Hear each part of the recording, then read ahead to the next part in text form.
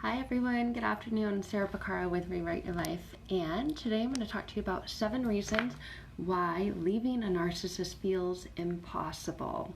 I had been with 2 severe narcissists, as if I didn't learn the first time. The first time I thought it was him and thought I'm just going to go move on and find someone else and prove to you how lovable and amazing I am, and ended up in an even worse, much more severely narcissistic and abusive relationship. And it felt impossible to leave. I had amazing friends and family who said, Sarah, just leave. I don't get it. Why do you stay with this person? You're so much better than that. Just leave. And when I was told those words were very frustrating to hear. I didn't feel like I could. I was financially dependent on this person and just emotionally just a wreck. I wanted to be able to just leave, but I didn't feel like I could.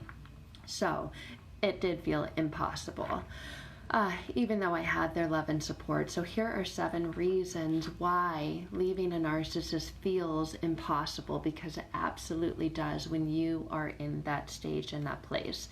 So you know the relationship is toxic. Maybe you have made plans to leave, or you've tried to leave before. I can't tell you how many times I kicked my ex out. He was living in my house and I said, get the out of my house, and we'd break up, get back together, break up, get back together. We had ended the relationship, I can't tell you how many times. And he would come back, do the love bombing phase, and I would let him back in. It's not easy. You do have to have a plan, but it seems like even when you make your plan, they always know exactly what to do or say to keep you in this delusional spell, the spell that they have you in. And it turns out there's lots of different things that impact the stuckness that you feel. So today we're going to talk about those and what you can do to overcome those, as many of us on this page are maybe out and on our journey to recovering, or maybe you're still stuck in this and you feel that this is so true, it's really difficult to leave. Well, the first thing is you continue to fall for those betrayal bonds.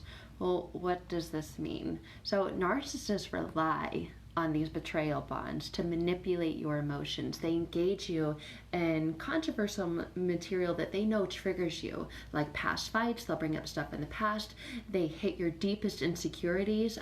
You should have heard the things that were said when my ex was trying to keep me in this betrayal bond. The things that he said that just felt like he took a world's largest knife and just shoved it in me. They go straight for your deepest insecurities. They go straight for your deepest fears. Oh yeah?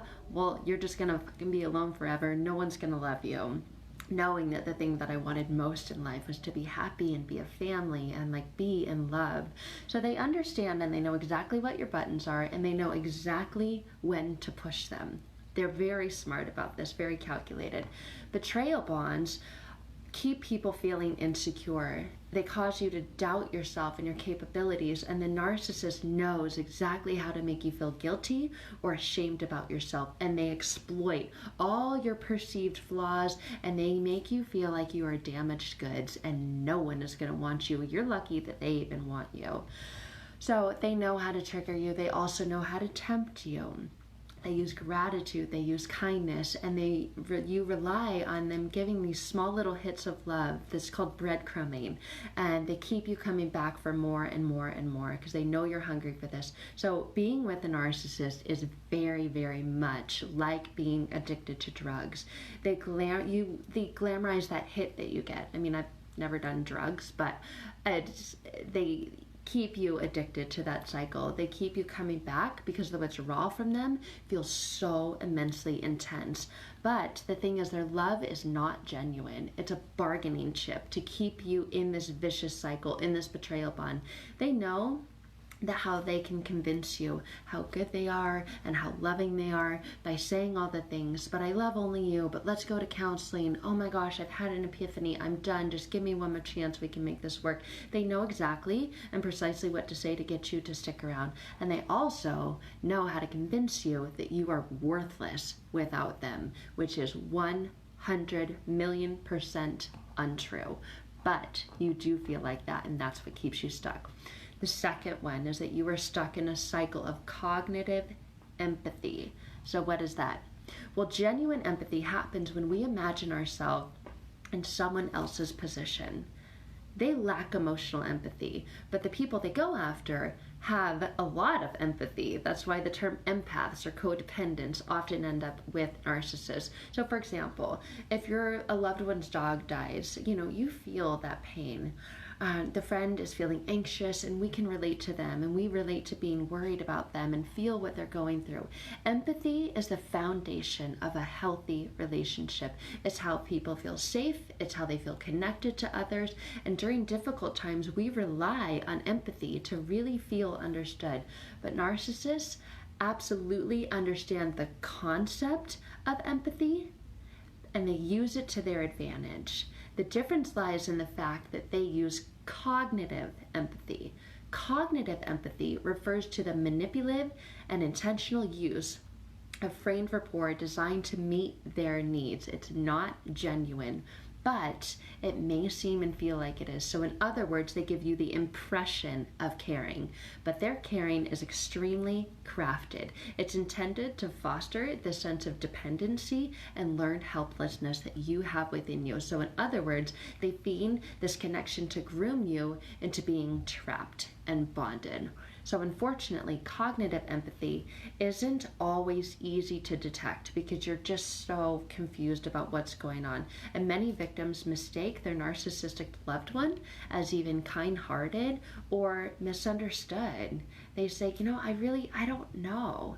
They are nice, it's not always bad, but they don't realize that their empathy is not about showing compassion, it's about gaining power and control. So this is the big, big difference here. The third one, you feel like you're crashing out, like on this pink cloud. So in the realm of addiction, a lot of people that I work with have been addicted to alcohol, it's very, very similar, the process to healing. In the addiction recovery world, the term pink cloud refers to this euphoria that one first feels when they're getting sober. So there's this heightened sense of confidence and this belief that I've got it, and subsequently you tend to minimize and downplay the potential for relapse. Just like with alcoholics, this is the same when going through the healing with narcissists. I have a client right now who's phenomenal, and he has been in recovery for 30 years, and we talk about this a lot. But unfortunately, this pink cloud is very, very short-lived, and it usually bursts just as reality starts to sink in. Like a newly sober individual, you may not be adequately prepared for these relapse triggers. The same happens when you're in a relationship with a narcissist. So someone leaving this relationship may not be equipped either, and that's why it's so easy to get stuck back in with this pink cloud burst. This rationalization often starts quickly because you said, what's one text? What's one, if I just unblock them and just see what they're posting, what's that? I'm not going to send a message. Or, they wanted to stop by to grab one thing. What's the harm in just letting them stop by for a minute to grab something? Do I really have to be no contact all the time? Can't I just no contact a little bit at a time? I have better boundaries now. I'm good. No, you guys, this is the analogy of the pink cloud bursting. To solidify the rationalization, the narcissist knows exactly what to say and how to convince you that you are making the right decision. They bombard you with gifts. They send you flowers. They send you candies. They send you the things that they know you want. They tell you how much you mean to them. They tell you, I will never, ever hurt you again. This last time, this was it. Now I really, really see what I've done to you. And they promise you, oh my God, did they promise you things are going to be different this time. Just let me prove it to you. This pink cloud analogy keeps you optimistic, but it also keeps you trapped in a fantasy-based delusion. The narcissist is not interested in changing. If they were, they would, but they're not. They are only interested in one thing, and that is keeping you under their extremely convincing spell that they're going to change. So the fourth one is that you believe you can rescue, you can change, or you can cure the narcissist. There is a very good reason why empaths and codependent and narcissists attract one another. They're like magnets. The empath wants to give and give and give. They're always giving. They're always putting others before themselves. And the narcissist is out to seek and take. So where the empath seems to have a constant supply for forgiveness, the narcissist has a constant supply for mistakes and demanding forgiveness. So as you can see, it's this perfect pair. So the idea of leaving the narcissist will always feel troubling as long as you believe that you can rescue them or that you can save them. And unfortunately, this is a very common phrase that many abuse victims experience. The narcissist feeds into this fantasy and they share their stories of abuse and neglect. Mine shared the story about how his dad left him for another family and had his mom pregnant with two people, or had his mom and another woman pregnant at the same time. His dad chose that family, never paid child support, was basically a deadbeat. He called him a sperm donor. Well, guess what? He ended up doing the same thing. His mom passed away when he was young, and I just felt so bad. He told me about how he was abused when he was younger, and all this abuse and neglect, and oh my God, that hit right here. I felt so bad for him. They talk about feeling misunderstood and underappreciated, and they convince you that you are the only one who truly knows them and truly cares about them. Sometimes they even start to resort to even more dangerous emotional abuse to keep you trapped. They might make comments about committing suicide or hurting themselves if you leave. They threaten to ruin you or your family and your friends. I cannot tell you the thousands of times I was told this. And at times, you absolutely feel sorry for the narcissist. However, they will always use this against you to keep you in the relationship because they see themselves as victims of the world. They believe that other people are the problem, and they depend on you to lift them up and to reassure them that they are perfect just the way they are. Here's another one, a huge one that hit home for me. There's many different forms of PTSD. Financial PTSD, so you were struggling financially. I was financially dependent on both of my narcissists then. Narcissistic abuse, very, very easily. A lot of women have lots of kids. This is a way for men to keep you financially dependent on them, and this financial PTSD. It's a phenomena that can extremely disrupt your relationship with money and your inability to think that even if you leave the relationship, you can get a job that makes enough money so that you can survive and thrive on your own. Some narcissists mooch their victims for money. I work with many people whose narcissist never worked and they paid for everything. Others tend to swindle or to scam for a couple cents. Others, however, have really high earners and they convince their partners to quit their jobs because they can take care of things. Both of my exes use this one. I mean, I've got several degrees in all different areas, but I was told, Sarah, just stay at home. You don't seem happy at work. You are worth so much more than that. And they convinced me to quit my job so that they could take care of me. Naturally, many partners are hesitant to leave a narcissistic relationship because of these financial fears. You've accrued debt.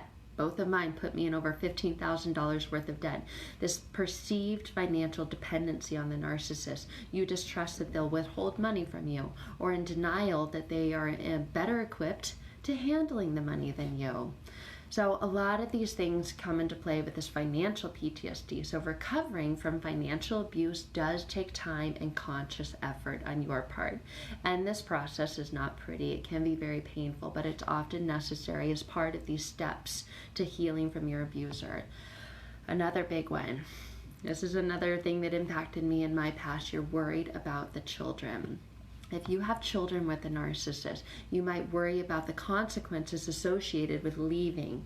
And of course, this fear is so natural. You want to keep your children safe. They are the thing in the world that means the most to you, and you worry about their well-being. And narcissists use your fears to sabotage you and take advantage of this. They try to turn your children against you in many cases. They threaten to take you to court and ensure you that they will get full custody and have proof of how horrible a parent you are. They lie in court. They lie about this. They triangulate other people, therapists even. I have a client right now who's experiencing that, and it's horrible. And as a parent, you are responsible for protecting your children. especially if they're minors. It doesn't matter how young they are, you have this need to love and nurture them. And narcissists create these toxic home environments, and they cannot meet the emotional well-being of their children because they are so consumed by themselves. They don't have the space to care about anyone else other than themselves, and as a result, children generally grow up feeling insecure, inept, or abandoned. That's why it's so important to not just stay for the kids, to get out and work on healing yourself. It's the oxygen mask analogy. You put yours on and then your children's. So leaving a narcissist when you have children is hard, but keeping your children in an abusive household is significantly harder, I promise you. But you feel like you owe them and yourself to keep everyone secure. Here's another big one. This is one that I fell victim to early on when I was trying to leave. You are not really committing to no contact. You block them, but just as easily as you block them, you unblock them, and then block them, unblock them, block them, unblock them. So maybe you've heard about this no contact approach. I'm sure you have, but you convince yourself that this is just too extreme. It's too harsh. Why would I just stop talking to someone altogether that I loved so much, that I cared about so much? And you convince yourself that this is just too extreme. After all, you love this person, and you can try to work it out. They're going to get better, and you tell yourself these things. You need better boundaries, and it is hard. You don't just need therapy. You too can figure it out. Oh, we'll get therapy. We'll work on it. It'll get better. And maybe you even tried it and you stuck with this no contact. I see people all the time in forums. Oh, I'm 10 days no contact or 30 days no contact. But then a few more weeks go by and boom. Any real narcissist will continue to persist, and if they reach out, they bombard you with reasons why they need you, and they know exactly how to make you feel loved, special, appreciated, and they put on a good show so that you begin to doubt yourself and question yourself that you did the right thing, and they eventually wear you down, and you surrender and you give in because this time you believe that something is different and that you can move forward, or perhaps you just give in to shut them up. You just want them to stop, and so you finally write back. Either way, the narcissist thrives on this wishy-washy indecisiveness that you have in your head, that unblock them. They know this about you. You're not going to stick to it, and they use that to continue to try to get what they want. Once they know they have you, you've only been partially there, but now they know, oh, got her again. Leaving a narcissist will continue to feel impossible if you maintain contact. If you do have kids, only email or a court-ordered app. That's it. No social media, no texting, no phone calls. No matter what the relationship, they will strong-arm you to get themselves back into your life because they are extremely tricky. They will seemingly respect your boundaries for a little while, or eventually, they'll convince you that things are different now. And as soon as you let your guard down, then they resume their usual behaviors.